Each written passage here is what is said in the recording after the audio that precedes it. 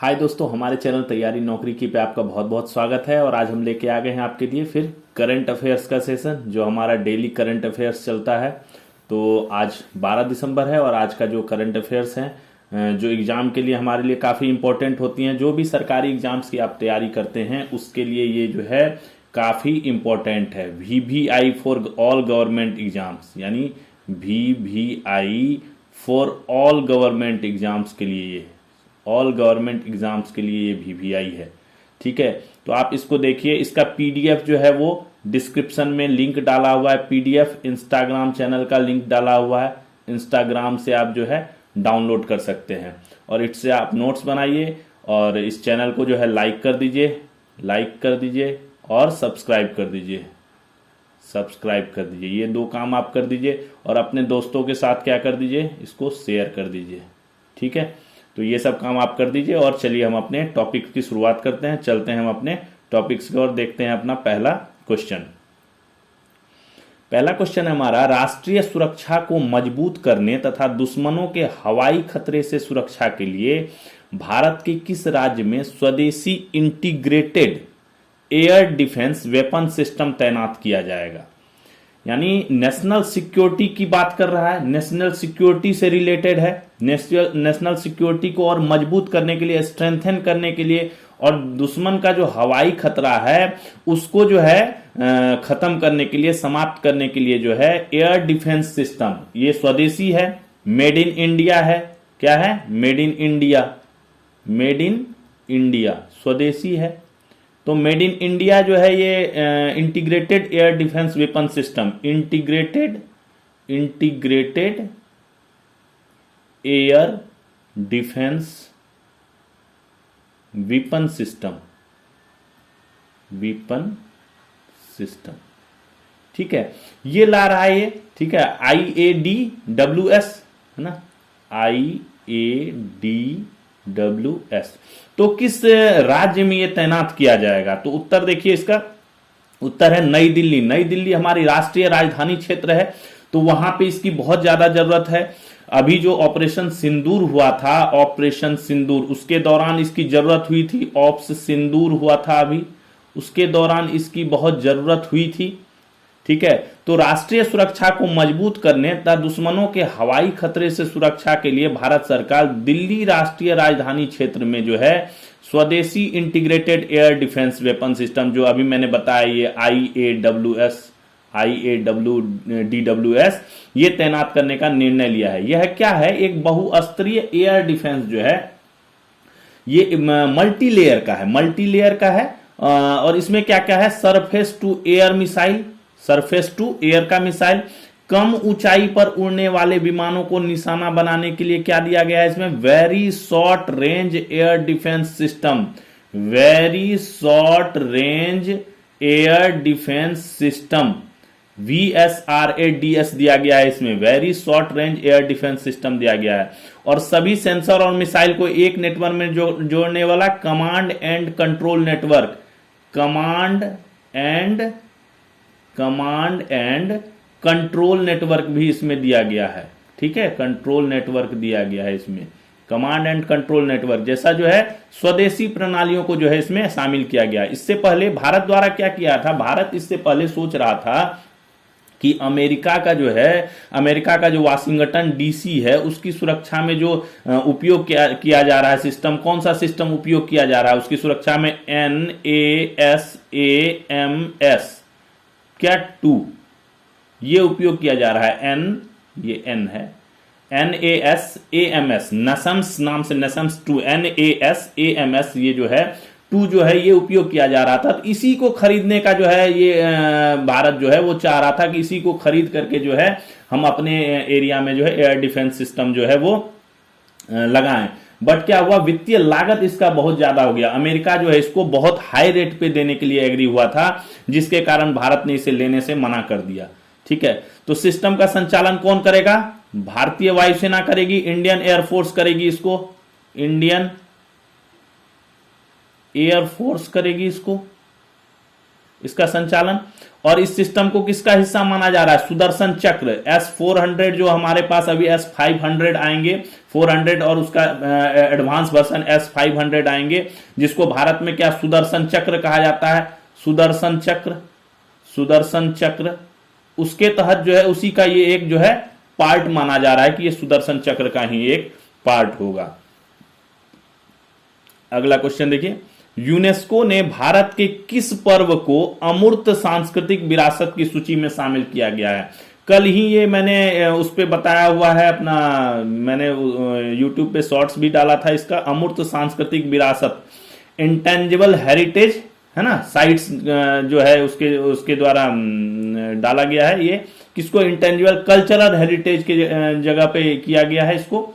तो दिवाली को किया गया है, दिवाली पर्व को जो है, जो अमूर्त सांस्कृतिक विरासत है, हमारी धरोहर है, इंटेंजिबल कल्चरल हेरिटेज है, उसकी सूची में जो है इसको शामिल किया गया है। यूनेस्को ने जो है, यूनेस्को ने UNESCO, यूनेस्को ने दीपावली को, दीपावली ये इसका उत्तर है, दीपावली, दीपावली को जो है अमूर्त सांस्कृतिक विरासत की सूची में जो है ये शामिल किया है। 10 दिसंबर को इसकी बैठक हुई थी, कहां पे? लाल किले में आयोजन किया गया था बैठक का। और इसमें 194 सदस्य देशों के प्रतिनिधि, अंतर्राष्ट्रीय विशेषज्ञ और यूनेस्को के वैश्विक नेटवर्क के प्रतिनिधि ने जो है, इसमें जो अंतर सरकारी समिति की इनकी बैठक हुई थी उसका 20वां सत्र था। उसमें दीपावली पर्व को जो है मानवता की अमूर्त सांस्कृतिक विरासत यानी इंटेंजिबल कल्चरल हेरिटेज ICH की सूची में जो है इसको शामिल कर लिया है। ICH की सूची में दिवाली जो है शामिल कर लिया। इस विशेष अवसर पर जो है नई दिल्ली में दिवाली जैसा जो है सजाया गया, लाल किले को भी सजाया गया और दिवाली जैसा जो है पर्व मनाया गया। यूनेस्को के शिलालेख में दिवाली को एक जीवंत विरासत के रूप में जो है मान्यता दी गई है। यूनेस्को के अनुसार अमूर्त सांस्कृतिक विरासत में छुट्टियां, त्योहार, प्रदर्शन, मौखिक परंपराएं, संगीत और हस्तशिल्प जो है वो भी शामिल है। ये सब चीजों को जो है ये मान्यता देता है। भारत से किसी भी धरोहर को अब तक जो है तत्काल संरक्षण की आवश्यकता वाली अमूर्त सांस्कृतिक विरासत और अच्छी सुरक्षा प्रथाओं के रजिस्टर में जो है शामिल नहीं किया गया है। ये 2 कॉलम है, इन 2 कॉलम में जो है भारत को अभी तक जो है शामिल नहीं किया गया है। क्या? तत्काल संरक्षण की आवश्यकता वाली अमूर्त सांस्कृतिक, यानी इमीडिएट रिजर्वेयर के रूप में जो है कोई इंटेंजिबल कल्चरल हेरिटेज को जो है शामिल नहीं किया गया है। अच्छी सुरक्षा प्रथाओं के रजिस्टर, यानी कोई गुड ऐसी प्रथाएं चल रही हैं उनके लिए भी उस कॉलम में भी इसको जो है शामिल नहीं किया गया। तो 2 कॉलम में जो है भारत के किसी भी पर्व को या किसी भी प्रथा को या किसी भी कला को या किसी भी हस्तशिल्प को या किसी भी संगीत को जो है इसमें शामिल नहीं किया गया है। ठीक है। इससे पूर्व भारत के 15 धरोहरों को इस सूची में शामिल किया गया था। 15 धरोहर पहले से इस सूची में, और दिवाली को शामिल करने से अब कितने हो गए? ये दिवाली जो है ये 16वां हो गया, 16वां। ठीक है। पहले कितने थे? पहले 15 थे, अभी ये 16वां हो गया। 15 कौन कौन थे? सबसे पहले कब हुआ था? ये 2008 ईस्वी में सबसे पहले भारत शामिल हुआ। 2008 ईस्वी में भारत शामिल हुआ। ठीक है। तो इसमें क्या हुआ था? सबसे पहले कौन शामिल हुआ ये देखिए, हम मैंने इसकी लिस्ट भी डाली है इसमें। अब देखिए यहां देखते हैं, 2008 ईस्वी की बात कर रहे हैं हम। 2008 की बात करते हो, केरल का कुट्टियाट्टम एक संस्कृत रंगमंच कला प्रदर्शन है जो कि केरल की चाक्यार और नंग्यारम्मा जातियों द्वारा जो है किया जाता है। ठीक है। उसी 2008 में संस्कृत वैदिक मंत्रोच्चारण की परंपरा को भी इसमें शामिल किया गया। 2008 में ही रामलीला को भी इसमें शामिल किया गया। जो रामलीला, विशेषकर उत्तर प्रदेश की जो रामलीला है उसको शामिल किया गया। 2009 ईस्वी में उत्तराखंड के चमोली जिले के सालूर डुंगरा गांव के गढ़वाली लोगों का त्योहार कौन? राममन, इसको जो है इसमें शामिल किया गया। 2010 में छऊ नृत्य जो होता है पश्चिम बंगाल का पुरुलिया छऊ, झारखंड का सरायकेला छऊ तथा उड़ीसा का मयूरभंज छऊ, ये विभिन्न शैलियां जो हैं इनको इस सूची में ICH की सूची, ये किसकी सूची है? ICH की सूची है।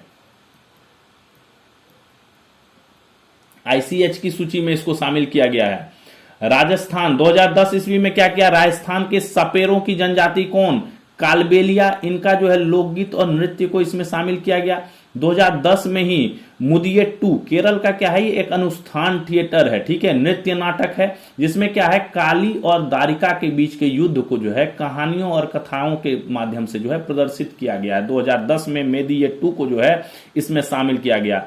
आगे 2012 की बात, तो लद्दाख का बौद्ध जप, यह बौद्ध के विभिन्न संप्रदायों जैसे काग्युद, निगमा, गेलुक और सा के द्वारा किए जाने वाले पवित्र बौद्ध ग्रंथों के पाठ को संदर्भित करता है। जैसे संस्कृत वैदिक मंत्रोच्चार का था ना, उसी तरह जो है ये बौद्ध ग्रंथों के पाठ को जो है संदर्भित करने के लिए। 2013 में मणिपुर का अनुष्ठानिक गायन, ढोल बजाना और नृत्य संकीर्तन, इन सभी के माध्यम से वैष्णव भगवान कृष्ण की कथा का वर्णन को जो है इसमें शामिल किया गया। 14 ईस्वी में भारत के पंजाब राज्य के जंडियाला गुरु के थथेरा समुदाय, एक थथेरा जनजाति है, इसके पीतल और तांबे के बर्तन बनाने की इनकी जो पारंपरिक कला है, कला क्षेत्र में भी इसको शामिल किया जाता है। 2014 में हुआ।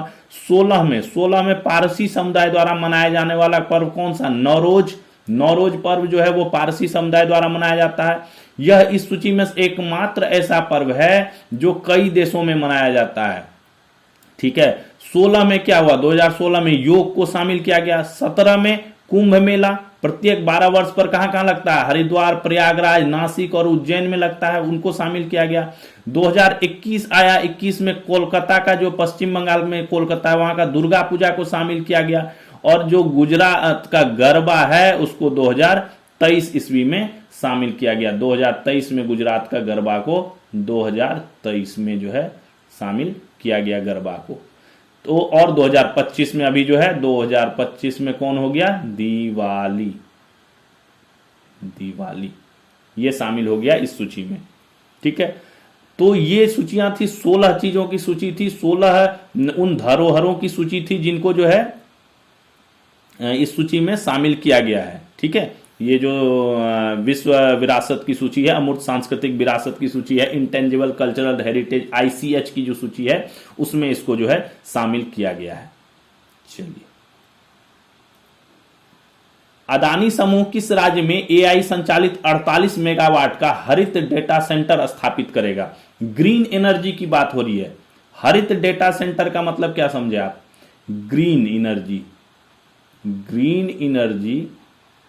Data centre, green energy data centre की बात हो रही है। कहां, अदानी ग्रुप करेगा। कौन कर रहा है,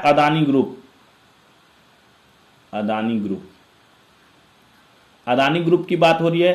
तो ये कहां पे कर रहा है, तो ये तेलंगाना में। कहां पे, तेलंगाना, इसका उत्तर ग है। तेलंगाना में कर रहा अदानी समूह जो है एआई संचालित 48 मेगावाट का ग्रीन एनर्जी डेटा सेंटर का जो है ये एस्टेब्लिशमेंट कर रहा है। उत्तर देखिए, इसका डिस्क्रिप्शन में देखिए, आपको सारी चीजें बताते हैं। अदानी समूह जो है 2500 करोड़ के निवेश से तेलंगाना राज्य में जो है एआई संचालित 48 मेगावाट का हरित डेटा सेंटर स्थापित करेगा। इसमें क्या होगा, नवीकरणीय ऊर्जा का उपयोग होगा, एआई आधारित रिसोर्स मैनेजमेंट तथा उच्च दक्षता वाले हार्डवेयर जो है इसमें होंगे। यह भारत में बढ़ती क्लाउड सेवाओं, एआई सेवाओं, हाई परफॉर्मेंस कंप्यूटिंग और डेटा स्टोरेज समाधान की मांग को पूरा करेगा। अदानी समूह जो है वो पिछले 3 वर्षों में इस राज्य में 10,000 करोड़ का निवेश कर चुका है, ठीक है। इसने 10,000 करोड़ का निवेश कर लिया है। इसके अलावा क्या है, अदानी समूह अगले 5 वर्षों में ग्रीन एनर्जी के क्षेत्र में क्या करेगा, ग्रीन हाइड्रोजन, ग्रीन स्टील, नवीकरणीय ऊर्जा, डिजिटल ऊर्जा प्रणालियों में 75 अरब डॉलर का निवेश भी करेगा। गुजरात का खवड़ा जगह है, वहां पे नवीकरणीय ऊर्जा पार्क जो है दुनिया का सबसे बड़ा प्रोजेक्ट होगा, जो 2030 तक 30 गीगावाट ऊर्जा जो है उत्पन्न करेगा। इन सब का उद्देश्य क्या है, दुनिया की सबसे सस्ती ग्रीन एनर्जी प्रदान करने की दिशा में अग्रसर होना। अभी जो ग्रीन एनर्जी का उपलब्धता है वो काफी महंगा है, तो उसी को सस्ता करना। जब बहुत सारी कंपनियां आ जाएंगी, बहुत सारा उत्पादन होने लगा, बहुत सारे सेंटर्स एस्टेब्लिश हो जाएंगे, तो ग्रीन एनर्जी का उत्पादन बढ़ेगा और ये सस्ता होगा। इसके अलावा क्या है, एक नया और अदानी ग्रुप ने किया है कि आईआईटी धनबाद में जो है छात्रों के लिए जो है इंटर्नशिप और माइनिंग एक्सेलेंस सेंटर, उत्कृष्टता केंद्र जो है ये बनाने की घोषणा की गई है। तेलंगाना की राजधानी कहां है? हैदराबाद। वर्तमान मुख्यमंत्री कौन है? अनुमुल्ला रेवंत रेड्डी।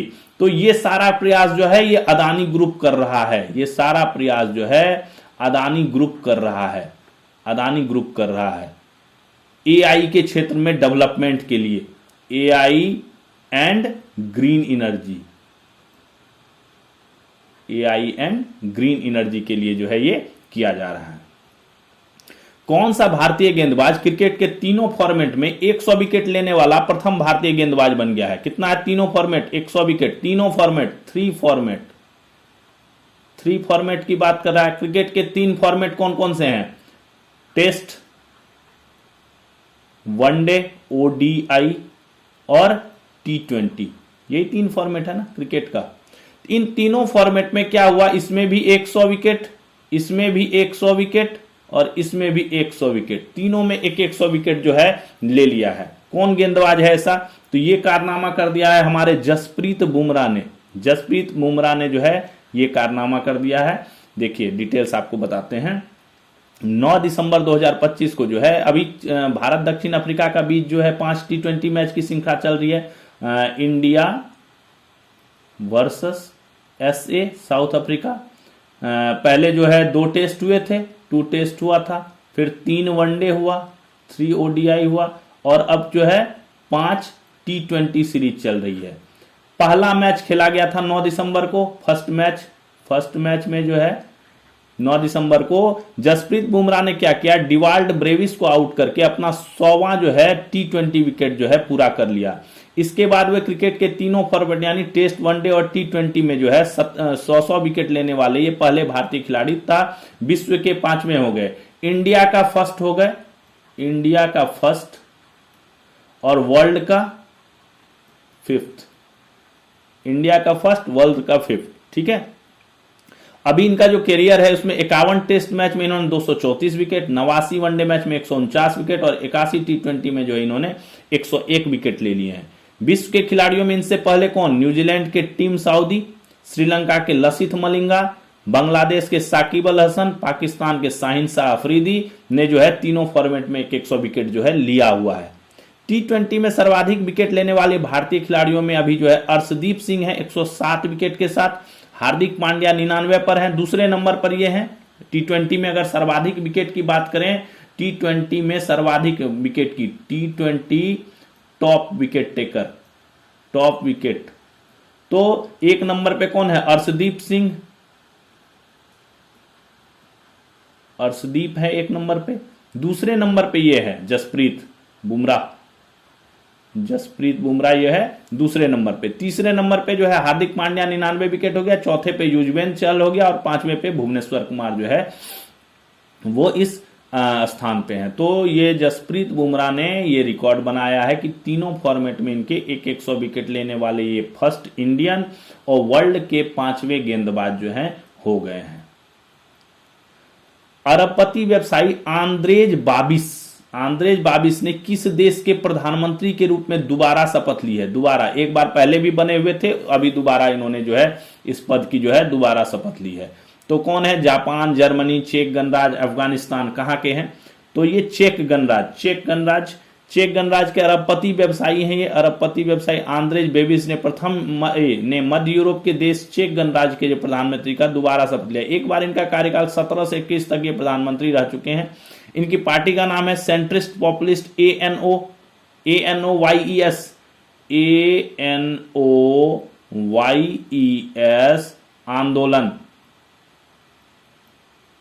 आंदोलन, ये इनकी पार्टी का नाम है। चेक गणराज्य के राष्ट्रपति, वर्तमान राष्ट्रपति कौन है? Petr Pavel.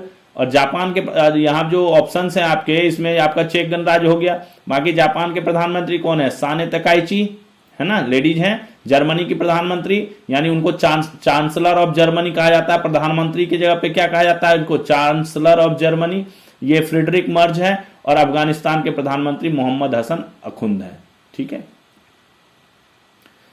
10 से 14 दिसंबर 2025 के बीच खेले जाने वाले स्क्वैश वर्ल्ड कप का आयोजन किस देश में किया जा रहा है? 10 से 14 दिसंबर को शुरू हो गया है। स्क्वैश वर्ल्ड कप का जो है आयोजन किस देश में किया जा रहा है? तो इसका आयोजन कहां पे हो रहा है? भारत में। भारत जो है इसका आयोजन कर रहा है, भारत इसका आयोजन कर रहा है। देखिए डिटेल्स, भारत लगातार कंटिन्यू तीसरी बार 10 से 14 दिसंबर 25 के बीच खेले जाने वाले स्क्वैश वर्ल्ड कप की मेजबानी जो है कर रहा है। यह SDAT स्टेडियम चेन्नई में आयोजित किया जा रहा है। चेन्नई को क्या कहा जाता है? Home of Indian squash. ये बहुत इंपॉर्टेंट है, चेन्नई को होम ऑफ इंडियन स्क्वैश भी कहा जाता है। इस वर्ष इसमें 12 देश भाग ले रही हैं। पिछला वर्ल्ड कप 23 में आयोजित किया गया था, जिसमें मिस्र ने मलेशिया को हराकर जो है खिताब जीत लिया था। भारत तीसरे स्थान पर रहा था, जो अब तक का उसका सर्वश्रेष्ठ प्रदर्शन था। ठीक है, पहला वर्ल्ड कप इसका 1996 में हुआ और जिसमें ऑस्ट्रेलिया जो है विजेता रही हुई है। वर्ष 2024 में किस देश के पर्यटक सबसे ज्यादा भारत आए? कौन से देश का पर्यटक? टूरिस्ट की बात हो रही है, फॉरेन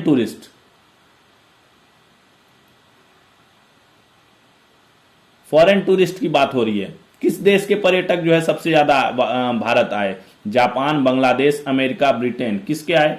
तो सबसे ज्यादा जो है वो अमेरिका के टूरिस्टों ने जो है भारत का सबसे ज्यादा विजिट किया। वर्ष 2024 की बात कर रहा है ये, 25 का अभी आंकड़ा तो अभी 25 खत्म नहीं हुआ है, 24 के आंकड़े जारी हुए हैं।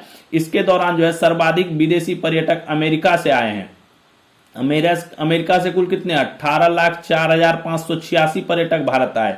इसके बाद किस देश से? बांग्लादेश, ब्रिटेन, ऑस्ट्रेलिया, कनाडा से जो है सबसे ज्यादा पर्यटक भारत आए। वर्ष 2024 में 99.52 लाख विदेशी पर्यटक टोटल भारत आए और 29,481.91 लाख घरेलू पर्यटक ने जो है भारत भ्रमण किया। ये जो विदेशी पर्यटक है 99.52 लाख है, ये विदेशी हैं, फॉरेन है, और 29 पॉइंट इतना लाख जो है ये डोमेस्टिक है, घरेलू। ठीक है, ये घरेलू है। 9 दिसंबर 2025 को 33वें दक्षिण पूर्व एशियाई खेलों की शुरुआत किस देश में की गई है? दक्षिण पूर्व एशियाई है, ठीक है, south east Asia, Asian games. ठीक है, 33वां है ये। साउथ ईस्ट एशियन गेम्स की शुरुआत कहां पे हो गई है? 9 दिसंबर को शुरू हो गई। कहां पे? थाईलैंड में क्या है, 9 दिसंबर को जो है 33वें दक्षिण पूर्व एशियाई खेलों की शुरुआत हो गई। उद्घाटन इसका कहां हुआ? राजमंगला नेशनल स्टेडियम में किया गया। इसमें दक्षिण पूर्व एशिया के कितने देश? 11 देश के 13,000 से अधिक प्रतिभागी जो है 50 खेलों में जो है इसमें भाग ले रहे हैं। जो 11 देश है उसमें Thailand, Malaysia, Indonesia, Cambodia, Philippines, Singapore, Myanmar, Vietnam, Lao People's Democratic Republic, Brunei Darussalam और तिमोर लेस्ते जो है इसमें शामिल है 11 देशों में। तो ये बेसिकली वही दक्षिण साउथ ईस्ट के जो एशियन कंट्रीज हैं उन्हीं का जो है ये गेम होता है जो थाईलैंड में चल रहा है। कौन सा राज्य मुख्यमंत्री सुख आश्रय योजना, देखिए मुख्यमंत्री सुख आश्रय योजना के तहत अनाथ और बेसहारा बच्चों के लिए कानून बनाने वाला देश का पहला राज्य है? किसने बनाया हुआ है ये कानून? अनाथ और बेसहारा बच्चों को उनके लिए कुछ कानून बनाए गए हैं कि इनको ये दिया जाएगा, इनको असिस्टेंस दिया जाएगा, इनको पैसे दिए जाएंगे, इनको ये दिया जाएगा। तो ये किसने बना दिया है? ये उत्तर है इसका हिमाचल प्रदेश ने जो है ये काम किया है। हिमाचल सरकार जो है 2023 के चलाए जा रहे मुख्यमंत्री सुख आश्रय योजना के तहत जो है 0 से 27 वर्ष का अनाथ और बेसहारा बच्चा या वयस्क का जो है पालन पोषण और शिक्षा की जिम्मेदारी जो है सरकार उठाती है।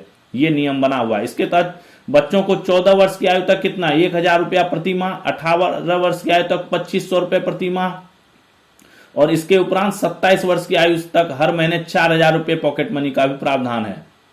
ठीक है, 18 वर्ष की उम्र के बाद स्टार्टअप के लिए इसमें 2 लाख की सहायता भी दी जाती है, और 27 वर्ष की आयु के बाद घर निर्माण के लिए 3 बिस्वा भूमि देने के साथ साथ आवास निर्माण के लिए 3 लाख रुपए भी दिए जाते हैं। शादी के लिए भी सहायता प्रदान की जाती है, 2 लाख की सहायता। आवास दिया जाता है इनको, रहने के लिए आवास, शिक्षा पढ़ाया जाता है मुफ्त में, भोजन दिया जाता है इनको मुफ्त में। ठीक है, स्टार्टअप के लिए कंपनी खोलना है, कोई स्टार्टअप के लिए कंपनी खोलने के लिए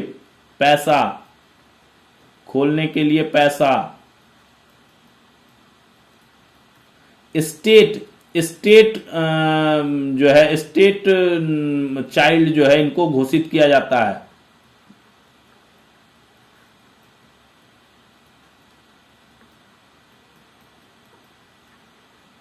स्टेट चाइल्ड जो है इनको घोषित किया जाता है। ठीक है, अडॉप्ट किया जाता है, एक तरह से सरकार ने इनको जो है अडॉप्ट कर लिया, क्योंकि अनाथ है इसलिए जो है इनको अडॉप्ट कर लिया गया है स्टेट की तरफ से। ठीक है, तो ये सब सुविधाएं जो है मुख्यमंत्री सुख आश्रय योजना के तहत जो है हिमाचल प्रदेश में प्रदान की जाती है। और ये देश का जो है देश का पहला है, देश का पहला राज्य है जो ऐसा कर रहा है, देश का पहला राज्य है। अगला, जूनियर पुरुष विश्व कप हॉकी 2025 का खिताब किस देश ने जीता? हॉकी खत्म हो गई, उत्तर है इसका जर्मनी। जर्मनी ने ये जो है खिताब जो है इसका उत्तर है, जर्मनी ने जीत लिया। किसको हराकर जीत लिया? तो जर्मनी ने स्पेन को हराकर जो है 8वीं बार जीत लिया। दबदबा बना हुआ है जर्मनी का इसमें, जर्मनी जो है सबसे ज्यादा इसमें जो है खिताब जीता है, 8वीं बार जर्मनी ने जीता है, 8वीं बार सबसे ज्यादा जीता है।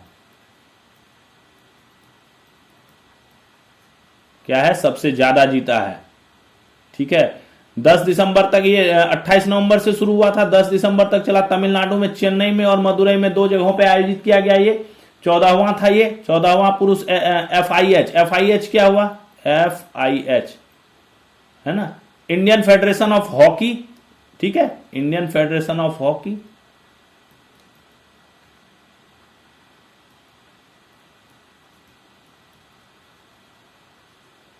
इंडियन फेडरेशन ऑफ हॉकी, इसने जो है 9 साल बाद जो है भारत जो है इसमें पदक जीतने में सफल हुआ। अर्जेंटीना को हराकर जो है कांस्य पदक। इंडिया को क्या मिला?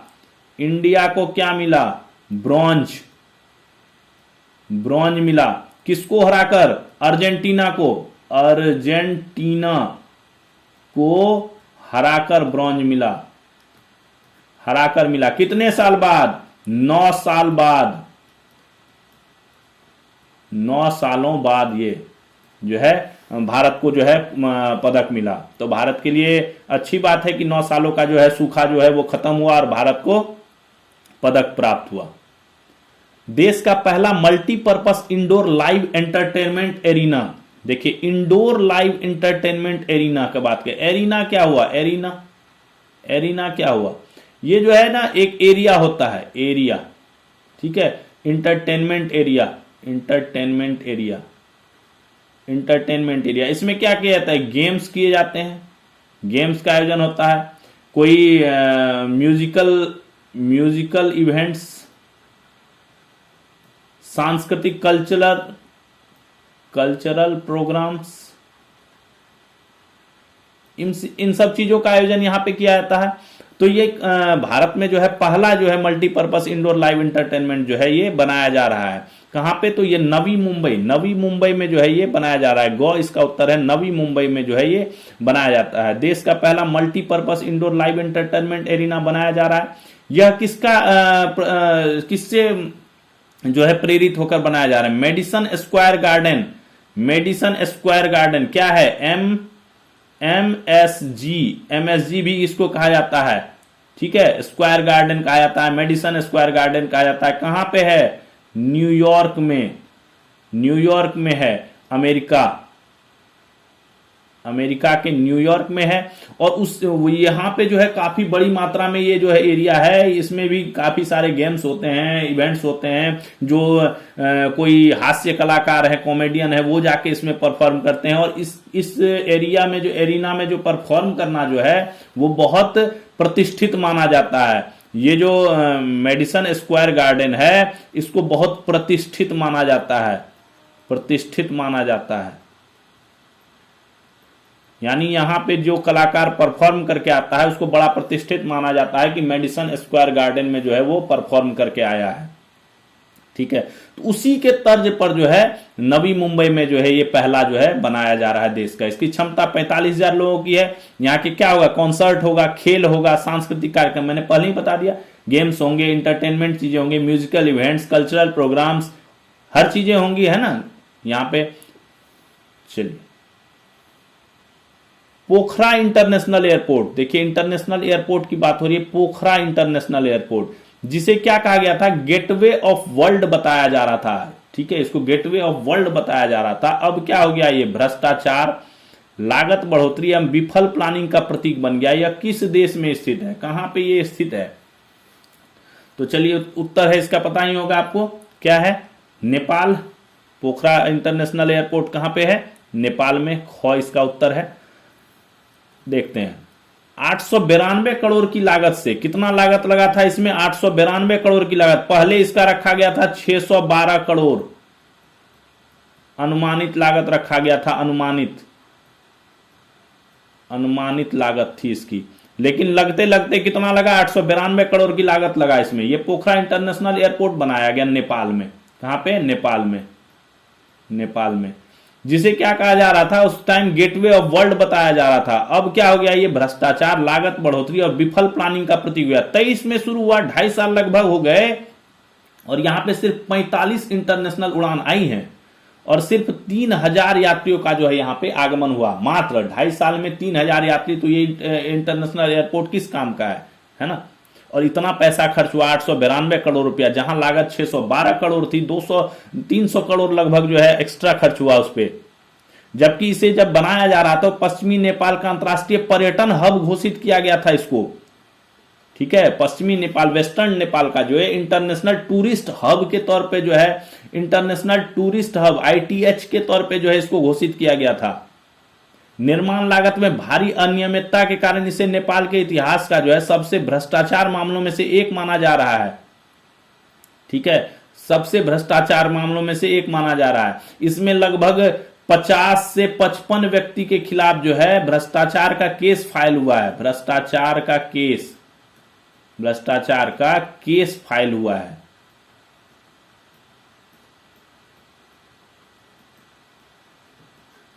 ठीक है, तो ये काफी भ्रष्टाचार युक्त है। चलिए, किस देश की नेता को नोबेल शांति पुरस्कार प्रदान किया गया है? नोबेल शांति पुरस्कारों की घोषणा इस वर्ष की कर दी गई है, तो कहां की नेता हैं उनको जो है नोबेल शांति पुरस्कार प्रदान किया गया? तो उत्तर है इसको वेनेजुएला, वेनेजुएला, घ नंबर इसका उत्तर है। वेनेजुएला की विपक्षी नेता कौन? Maria Corina Machado. Maria Corina Machado को जो है नॉर्वे के ओस्लो में आयोजित नोबेल शांति पुरस्कार समारोह में यह पुरस्कार जो है प्रदान किया गया। हालांकि वो जो है सिक्योरिटी रीजंस के कारण जो है, और उनकी रेस्ट्रिक्शंस, ट्रेवल रेस्ट्रिक्शंस के कारण वो कार्यक्रम में नहीं आई, और उनकी जगह उनकी बेटी ने ये पुरस्कार लिया, जिनका नाम था कोरिना सोसा मचाडो। ठीक है, बट ये पुरस्कार किसको दिया गया? मारिया कोरिना मचाडो को। यह पुरस्कार उन्हें वेनेजुएला की लोकतंत्र की लड़ाई में उनकी प्रतिबद्धता तथा लोकतांत्रिक अधिकारों को बढ़ावा देने के लिए प्रदान किया गया। वेनेजुएला में भी काफी उथल पुथल मचाया गया है, लोगों के लोकतांत्रिक अधिकारों का हनन हुआ है, काफी सारे इश्यूज हुए हैं वहां पे। उसी के जो खिलाफ जो है जो सत्ता है वहां पे, उसके खिलाफ जो है इन्होंने साहसी रुख अपनाने के लिए, इनको आयरन लेडी ऑफ वेनेजुएला भी कहा जाता है। ठीक है, ये 1992 में सड़क पर रहने वाले बच्चों की सहायता के लिए उन्होंने एंटेनिया फाउंडेशन की स्थापना की, और चुनावों की निगरानी करने तथा स्वतंत्र एवं निष्पक्ष मतदान को बढ़ावा देने के लिए क्या, सुमाते नामक एक कंपनी की सह स्थापना की इन्होंने। ठीक है, नोबेल शांति पुरस्कार क्या है? 1901 से दिया जाता है। किसको? व्यक्ति को दिया जाता है और संगठन दोनों को दिया जाता है। मेन को भी दिया जाता है, यानी मेन या वुमेन को। ठीक है, और ऑर्गेनाइजेशन को भी दिया जाता है, ऑर्गेनाइजेशन को भी दिया जाता है, दोनों को दिया जाता है। ये 1901 से दिया जा रहा है। ठीक है, भारत में किसको किसको मिला है? भारत का मदर टेरेसा। ठीक है, और एक मदर टेरेसा को, और दूसरा किसको? दूसरा कैलाश सत्यार्थी को, कैलाश सत्यार्थी को। ठीक है, मदर टेरेसा को कब दिया गया? 1979 में। इनको मिला 2014 में, इनको मिला 1979 में।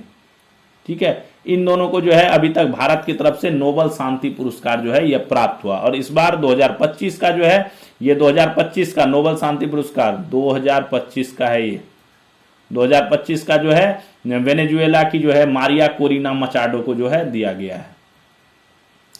गति शक्ति विश्वविद्यालय, गति शक्ति विश्वविद्यालय के बारे में हमने एक पहले क्लास में भी कभी पढ़ा हुआ है। गति शक्ति विश्वविद्यालय पे काफी लंबा चर्चा हुआ है। गति शक्ति विश्वविद्यालय जो है लॉजिस्टिक और वेयर हाउसिंग के क्षेत्र में शिक्षण, एजुकेशन, अनुसंधान और बेहतर बदलाव को मजबूत करने के लिए जो है ई कॉमर्स कंपनी के साथ जो है इसने समझौता किया है। ई कॉमर्स कंपनी है ना, जो प्लेटफॉर्म्स होते हैं शॉपिंग वगैरह और जो और भी तरह के जो भी चीजें उत्पाद जो है लोगों को पहुंचाते हैं, कॉमर्शियल कंपनी जो होती हैं, है ना, कॉमर्शियल कंपनीज है। तो किसके साथ इन्होंने ये किया है? तो ये अमेजन के साथ जो है इसने संगठन किया है। फ्लिपकार्ट, अमेजन, मीशो, लाइमरोड में से अमेजन इसका उत्तर है, ख नंबर। क्या हुआ है? गति शक्ति विश्वविद्यालय। सबसे पहले तो हम देखते हैं गति शक्ति विश्वविद्यालय क्या है। ये कहां पे है? गुजरात में है। गुजरात में कहां? वडोदरा में, गुजरात के वडोदरा में है। इसकी स्थापना कब हुई? 2022 ईस्वी में इसकी स्थापना हुई। पहले इसको क्या कहा जाता था? पहले इसको जो है national train and transportation institute, NRTI, national railway and transportation institute जो है ये कहा जाता था। उसी को विलय करके जो है, इसी को समाप्त करके जो है ये गति शक्ति विश्वविद्यालय GSV की जो है स्थापना की गई। NRTI को खत्म करके जो है GSV जो है स्थापना किया गया। ये GSV जो है all transport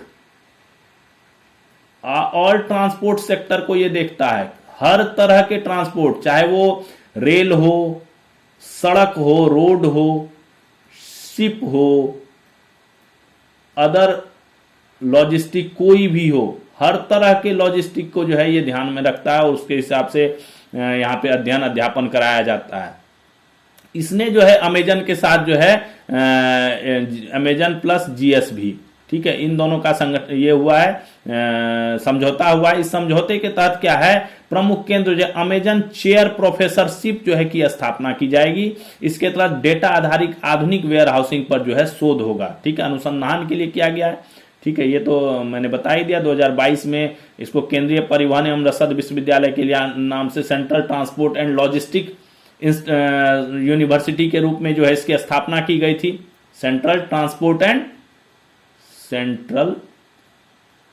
transport and logistic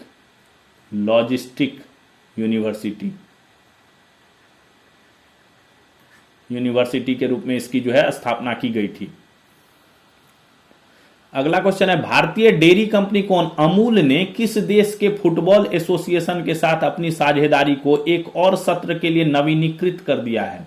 यानी भारतीय डेयरी अपना कंपनी कौन सी है?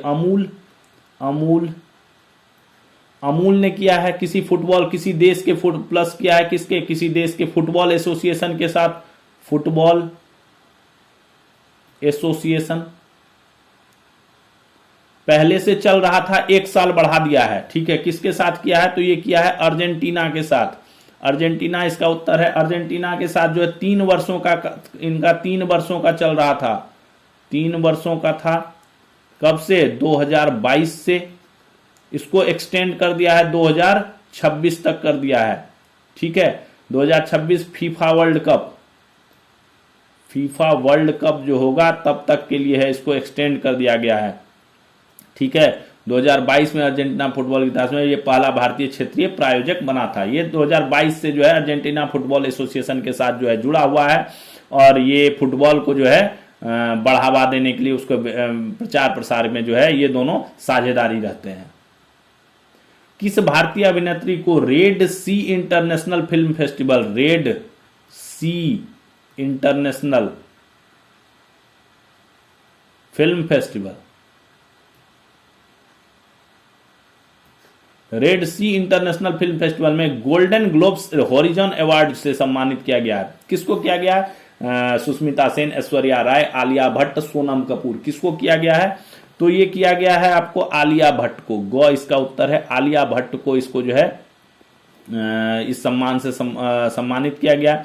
जेद्दा सऊदी अरब में आयोजित हुआ था, 5वां था ये रेड सी इंटरनेशनल फिल्म फेस्टिवल। इसमें आलिया भट्ट को क्या गोल्डन ग्लोब्स हॉरिजन अवार्ड से सम्मानित किया जाता है।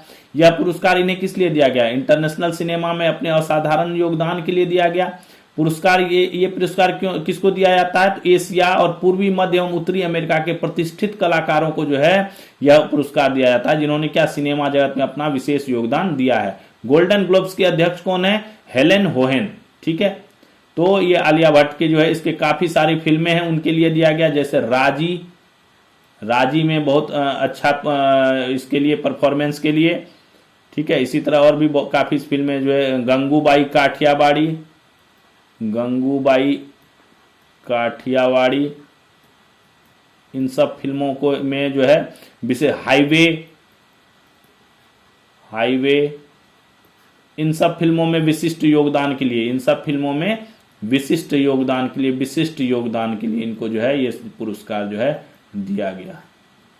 34 वर्षीय हैं ये आलिया भट्ट, 34 इयर्स, और विश्व स्तर पे विख्यात हो गई हैं। फाइनेंशियल टाइम्स की प्रतिष्ठित प्रकाशन द बैंकर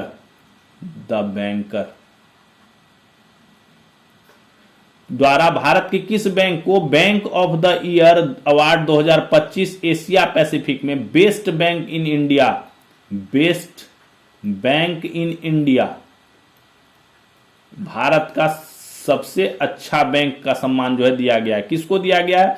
तो उत्तर है इसका बैंक ऑफ बड़ौदा। ख नंबर इसका उत्तर है, बैंक ऑफ बड़ौदा को जो है ये सम्मान दिया गया है द बैंकर्स ने। फाइनेंशियल टाइम्स की प्रतिष्ठित प्रकाशन द बैंकर द्वारा आयोजित bank of the year awards 2025 Asia Pacific में बैंक ऑफ बड़ौदा को जो है बेस्ट बैंक इन इंडिया का जो है सम्मान दिया गया है। यह पुरस्कार इस बैंक के प्रदर्शन, बैंकिंग प्रणाली में तेजी से परिवर्तन के कारण जो है इसे दिया गया है। तो चलिए एमसीक्यू के बाद जो है ये क्वेश्चंस हैं जो आपको जो है डिटेल्स में पता होना चाहिए। जो आजकल घटनाएं चल रही हैं, जो योजनाएं चल रही हैं, उसके बारे में आपको जो है पता होना चाहिए। तो चलिए इसके बारे में जानते हैं क्या है।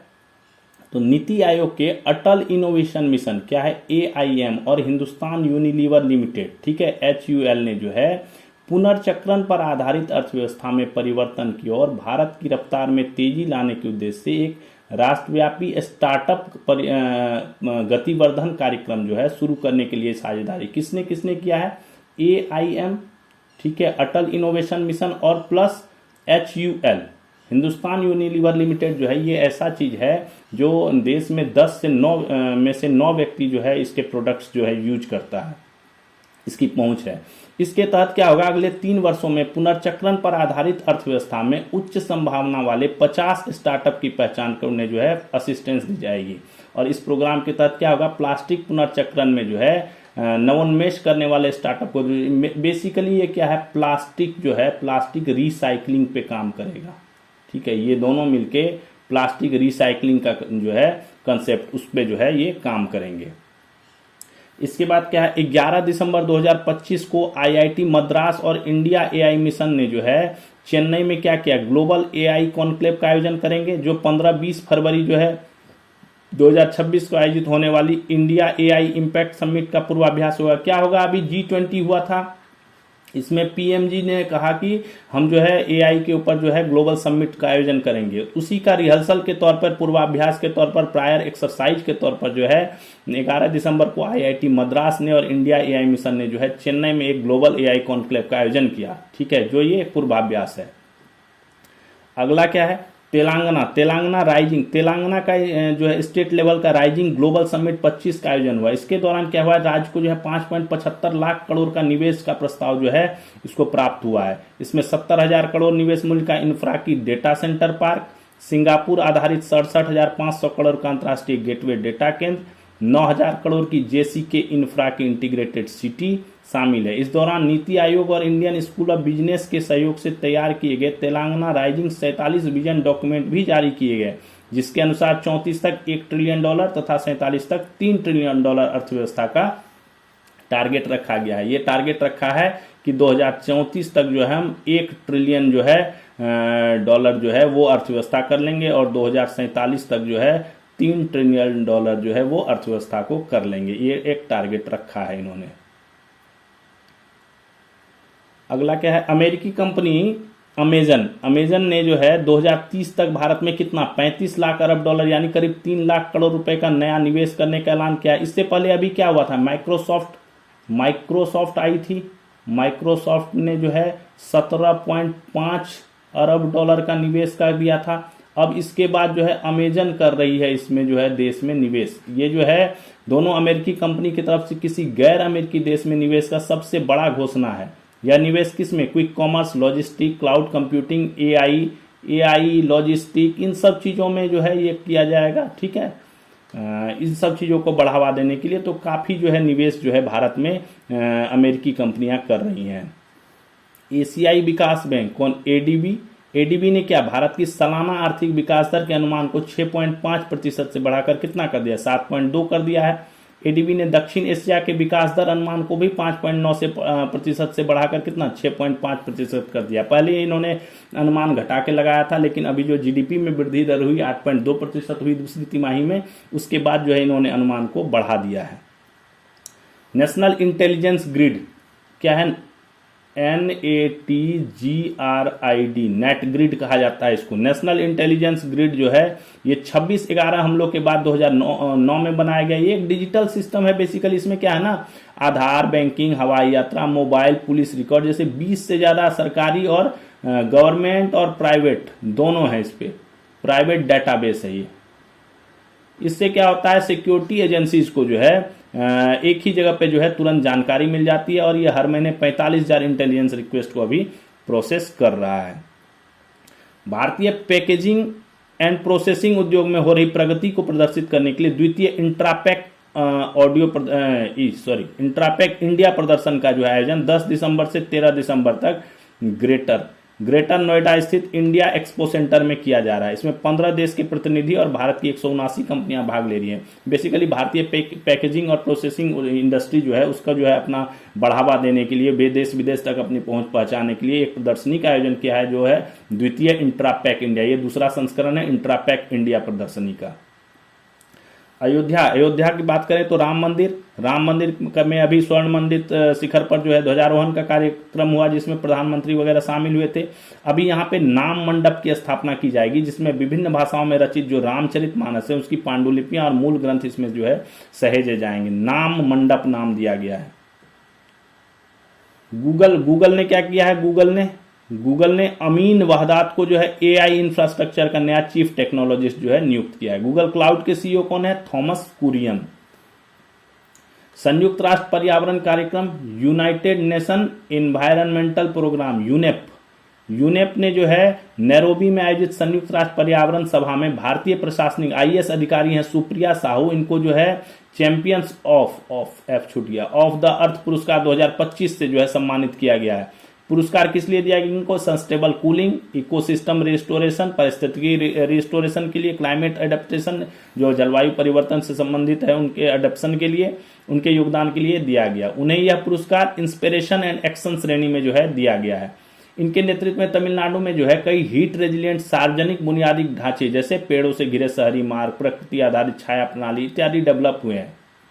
पुरस्कार कब से दिया जा रहा है, 2005 से, और यूनेप का सबसे प्रतिष्ठित पर्यावरणीय सम्मान है। इसके अलावा प्रशांत द्वीपों के युवा समूह को जलवायु न्याय पर अंतर्राष्ट्रीय न्यायालय की ऐतिहासिक सलाहकारी राय सुनिश्चित करने के लिए, मरियम इसुफू को जलवायु सहनशील वास्तुकला डिजाइन के लिए, इमेजोन ये अमेजोन नहीं है, इमेजोन है, ब्राजील की है ये, इसको एआई आधारित वनों की कटाई निगरानी के लिए, मैनफ्रेडी कल्टाजिरेनो को मरणोपरांत दिया गया है मीथेन में कमी पर आजीवन शोध के लिए जो है इनको भी ये अवार्ड जो है चैंपियंस ऑफ द अर्थ का पुरस्कार दिया गया है। BMW ने अपना नया सीईओ डिसाइड कर लिया है, ओलिवर जिप्से। ये 61 वर्ष के हैं, ये रिटायर हो गए, उसके बाद इनको एक्सटेंशन पे चल रहे थे, ये एक्सटेंशन दिया गया। उनकी जगह पे जो है मिलान नेडेल्जकोविक को जो है नया सीईओ नियुक्त किया गया है। 14 मई 26 को जब ये रिटायर हो जाएंगे उसके बाद ये पदभार ग्रहण करेंगे और कार्यकाल इनका 2031 तक होगा, मिलान नेडेल्जकोविक का। भारत ने पहली बार क्या किया है, 9 से 14 मार्च 26 में कॉमनवेल्थ खो खो चैंपियनशिप का, अभी कुछ दिन पहले खो खो वर्ल्ड कप भी हुआ था भारत में, और अब कॉमनवेल्थ खो खो चैंपियनशिप का भी आयोजन 9 से 14 मार्च 26 को भारत में ही किया जाएगा। किस जगह किया जाएगा अभी घोषणा नहीं हुई है, बट भारत में किया जाएगा, इसको भारत को मेजबानी मिल गई है। इसी तरह कॉमनवेल्थ, जिस तरह 2030 का कॉमनवेल्थ का मेजबानी मिला, उसी तरह कॉमनवेल्थ खो खो चैंपियनशिप का मेजबानी भारत करेगा। 9 दिसंबर 2025 को क्या हुआ है, भारतीय डाक विभाग ने केरल का पहला Gen Z post office extension counter CMS college Kottayam में शुरू कर दिया। क्या है जेएनजी, ठीक है, जनरेशन जेड, जो सोशल मीडिया एक्टिव जनरेशन है। इससे में क्या किया है, बेसिकली छात्रों द्वारा छात्रों के लिए अवधारणा पर तैयार है। इसमें क्या है, प्रकृति की थीम वाला बैठने का क्षेत्र, चार्जिंग फ्रेंडली वर्कलोज, book shelf, board games, my stamp सक्षम, एमपीएस, मल्टीपर्पज काउंटर मशीन जो है लगा दिए गए हैं, जिससे जो है जेएनजी यानी जो आज के युवा हैं उनको हर तरह से यहाँ पे एक ही जगह सब चीज मिल जाए और इनको जो है अपने काम भी करें और ये सब चीजों करने में इनको सुविधा हो। स्वच्छता किसका विषय है, ये बहुत इंपॉर्टेंट है, क्वेश्चन आ जाता है। स्वच्छता राज्य का विषय है, स्टेट का सब्जेक्ट है स्वच्छता। तो भारत सरकार ने 2 अक्टूबर 14 को क्या किया था, स्वच्छ भारत मिशन जो है ग्रामीण का शुभारंभ किया था। शहरी भी इसी दिन शुरू हुआ था, शहरी भी शुरू हुआ था इसी दिन। इसका उद्देश्य क्या था, ग्रामीण परिवारों को क्या पहले उद्देश्य रखा गया था, 2 अक्टूबर 2019 तक क्या खुले में शौच मुक्त बनाना पहला उद्देश्य था। ठीक है, ये जब 2 अक्टूबर 19 को सभी केंद्रों ने घोषित कर दिया, राज्यों ने और केंद्र शासित प्रदेशों ने, उसके बाद इसका दूसरा चरण शुरू हो गया। 11 अप्रैल 2020 में शुरू हो गया, जो 2020-21 से कब तक, 25-26 तक चला। और इसमें जो है खुले में शौच मुक्त के साथ साथ क्या ऐड कर दिया गया, कचरा प्रबंधन भी, वेस्ट मैनेजमेंट भी जो है ऐड कर दिया गया। ठीक है, इसका अर्थात गांवों को ओडीपी से क्या किया, ओडीएफ प्लस में जो है, ओडीएफ से ओडीएफ प्लस में जो है कन्वर्ट करने के लिए, यानी पहले खुले में शौच से मुक्त तो था ही, उसके अलावा कचरा प्रबंधन में भी जो है इनको भागीदारी कर दिया गया। एसबीएमजी चरण 2 के तहत जो है 4,85,510 गांवों ने स्वयं को ओडीएफ प्लस मॉडल गांव के रूप में घोषित कर दिया है। और जो स्वच्छ भारत मिशन शहरी था, ये 2.0 जो है, ये 1 अक्टूबर 2021 को 5 साल के लिए जो है शुरू किया गया था। ये 2026 1 अक्टूबर 2026 तक जो है ये चलेगा। भारत सरकार अगस्त 2019 से क्या कर रही है, राज्यों की भागीदारी से देश भर में प्रत्येक ग्रामीण परिवार के लिए क्या मिशन चला रही है, जल जीवन मिशन, जेजेएम, जल जीवन मिशन, हर घर जल योजना चला रही है। आज की तारीख में देश में 19.36 करोड़ ग्रामीण परिवारों में से 15.75 करोड़ यानी 81.37% के पास जो है नल जल आपूर्ति है। पहले जब शुरू हुआ था उस टाइम मात्र 13% था जब ये योजना शुरू हुई थी। भारत सरकार जल आपूर्ति, सीवरेज और सेप्टेज प्रबंधन आदि के क्षेत्र में शहरी क्षेत्रों में मूलभूत अवसंरचना के संवर्धन के लिए अटल नवीकरण और शहरी परिवर्तन मिशन अमृत और अमृत 2.0 भी शुरू किया है। अमृत कब 2015 में शुरू हुआ 500 चुनिंदा शहरों में, और 2.0 2021 में शुरू हुआ। ठीक है, इन दोनों का लक्ष्य क्या है, जो सीवरेज और सेप्टेज प्रबंधन है उसको जो है पूरा कवरेज प्रदान करना और प्रमुख फोकस क्षेत्रों में इसको शामिल करना है। राष्ट्रीय जैव विविधता प्राधिकरण एनबीए, बायोडाइवर्सिटी की बात हो रही है, नेशनल बायोडाइवर्सिटी की बात हो रही है। तो 11 दिसंबर को इन्होंने जो है 6.2 करोड़ रुपए जो है ये लाभार्थियों को जारी किए। किस लिए जारी किए, ये बहुत इंपॉर्टेंट है। क्यों जारी किए, लाल चंदन जो है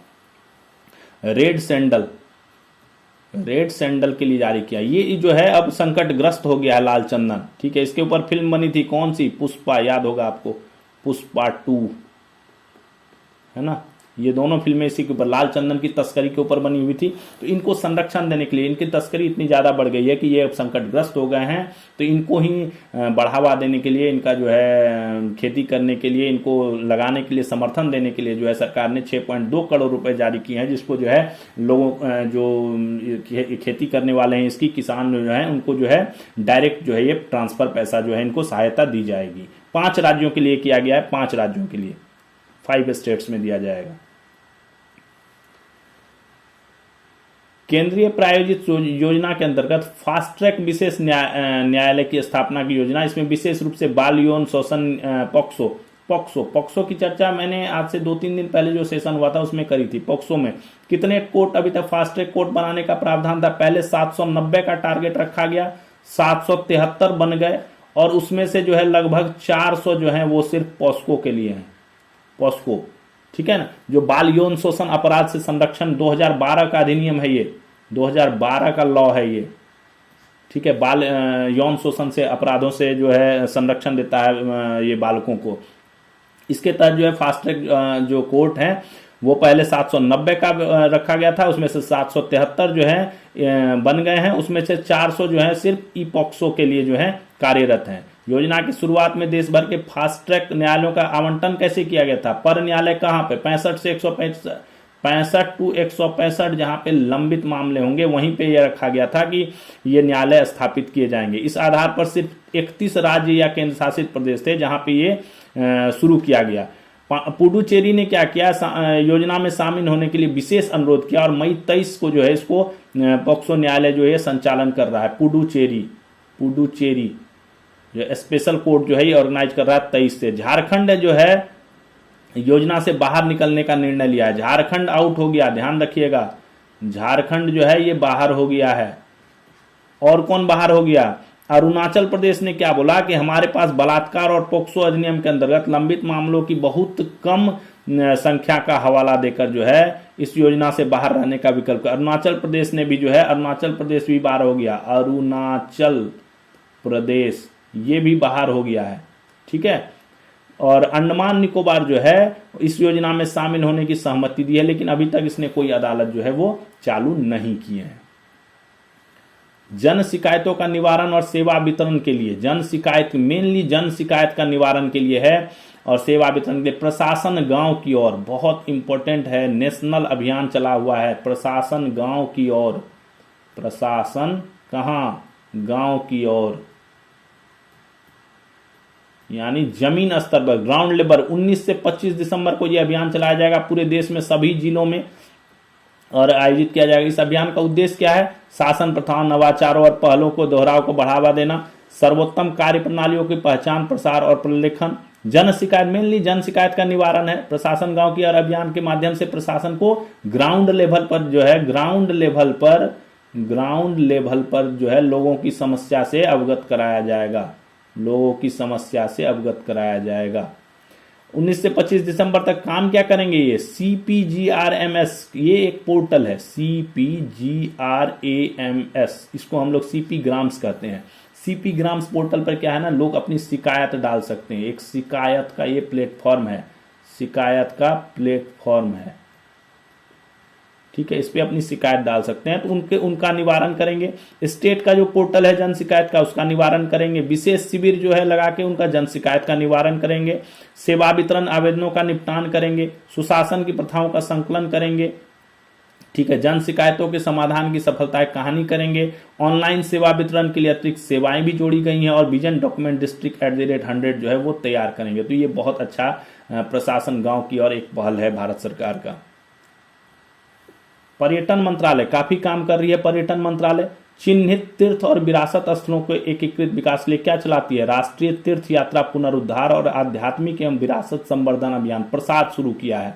इसके तहत जो है पर्यटन मंत्रालय महत्वपूर्ण तीर्थ और विरासत स्थलों पर पर्यटन इंफ्रास्ट्रक्चर, ये बेसिकली क्या करता है? इंफ्रास्ट्रक्चर का काम, इंफ्रास्ट्रक्चर डेवलप करेगा, इंफ्रास्ट्रक्चर को डेवलप करेगा, ठीक है। राज्यों और केंद्र शासित प्रदेश के वित्तीय सहायता ये प्रदान करता है स्टेट्स, और इसको जब कोई प्रस्ताव आता है उसके बेस पे जो है ये उसको फाइनेंशियल असिस्टेंस प्रदान करता है। पर्यटन मंत्रालय सेवा प्रदाताओं के लिए क्षमता निर्माण CBSP योजना भी है, CBSP योजना भी है। इसके तहत पर्यटन स्थलों की जरूरतों को पूरा करने और पर्यटक अनुभव को बेहतर बनाने के लिए प्रसाद के अंतर्गत आने वाले स्थलों से देश भर में पर्यटन और आतिथ्य सेवा प्रदाताओं को शिक्षा, प्रशिक्षण और प्रमाणन भी प्रदान करता है। ये एजुकेशन भी कराता है, एजुकेशन देता है, सर्टिफिकेट देता है, ठीक है, ट्रेनिंग देता है इस योजना के तहत, CBSP के तहत।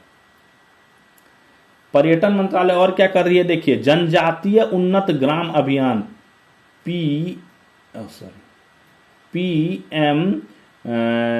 PMJ UGA, प्रधानमंत्री जन जातीय उन्नत ग्राम अभियान। इसके तहत जो है आदिवासी क्षेत्र में होम स्टे का विकास, यानी एक्चुअल में क्या है ना, होटल की तरह जो है होम स्टे को बढ़ावा देने के लिए। होम स्टे क्या होता है, यहाँ पे आपको एक घर दे दिया जाता है, आप रेंट पे जहाँ टूरिस्ट प्लेसों पे जाते हैं तो वहाँ जैसे आप होटल का कमरा लेते हैं उसी तरह आपको यहाँ रूम पूरा घर दे दिया जाता है, उसमें सारी व्यवस्था रहती है, आप उसमें 1-2 दिन के लिए रेंट दे के रह सकते हैं। इसी योजना को बढ़ावा देने के लिए जो है आदिवासी क्षेत्रों में होम स्टे को विकसित करने के लिए ये जो है मिशन जो है अभियान जो है ये चलाया जा रहा है।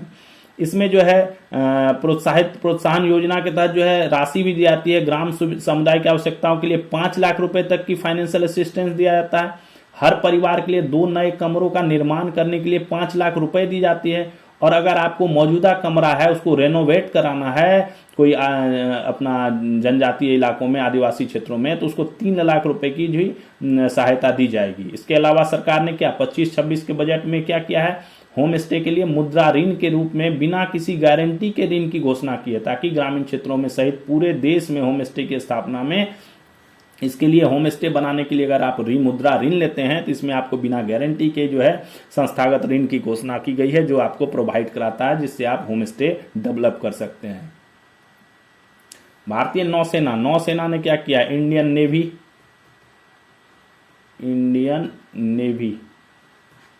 नेवी ने क्या किया, 16 दिसंबर को क्या करेगी, कोच्चि में अपना जो है पहला स्वदेशी रूप से डिजाइन और निर्मित पहले जहाज DSC-A20 गोताखोरी में सहायक है, DSC-A20 इसको जो है अपने बेड़े में शामिल कर रहा है। इसको बनाया किसने, कोलकाता स्थित Messrs Titagarh rail systems limited ने बनाया है। ये 5 डाइविंग सपोर्ट क्राफ्ट श्रृंखला का पहला पोत है और विभिन्न प्रकार के गोताखोरी और जलीय अभियानों के लिए विशेष रूप से डिजाइन किया गया है। पोत उन्नत एवं अत्याधुनिक गोताखोरी प्रणालियों से सुसज्जित है और सुरक्षा, विश्वसनीयता और परिचालन क्षमता के सर्वोच्च मानकों को सुनिश्चित करता है। इसके माध्यम से भारतीय नौसेना क्या करेगी, गोताखोरी और जल के भीतर सहायता क्षमताओं में उल्लेखनीय तेजी आएगी।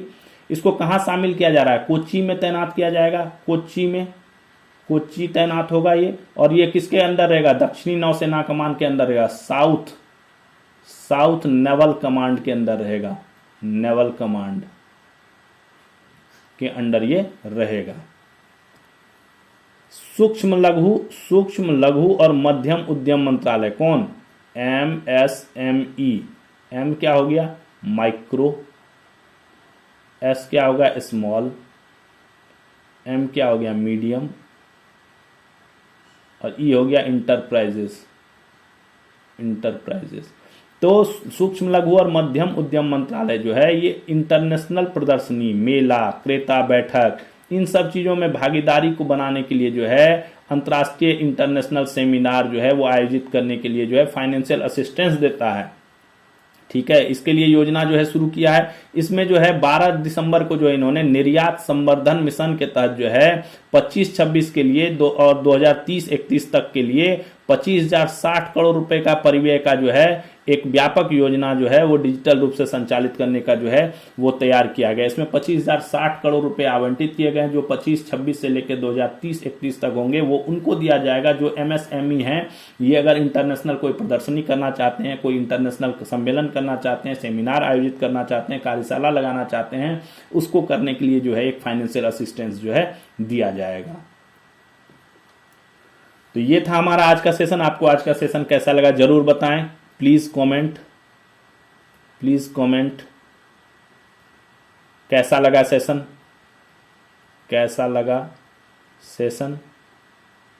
सब्सक्राइब कर दें, subscribe the channel, share with friends, अपने दोस्तों के साथ इसको शेयर कर दें।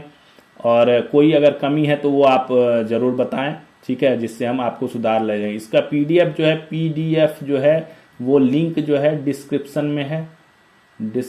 में है टेलीग्राम का, वहां से आप जो है डाउनलोड कर सकते हैं। ठीक है, तो इसी आशा के साथ कि आपको आज का जो सेशन है वो अच्छा लगा। कल हम फिर मिलेंगे, कल नए सेशन के साथ। New session tomorrow.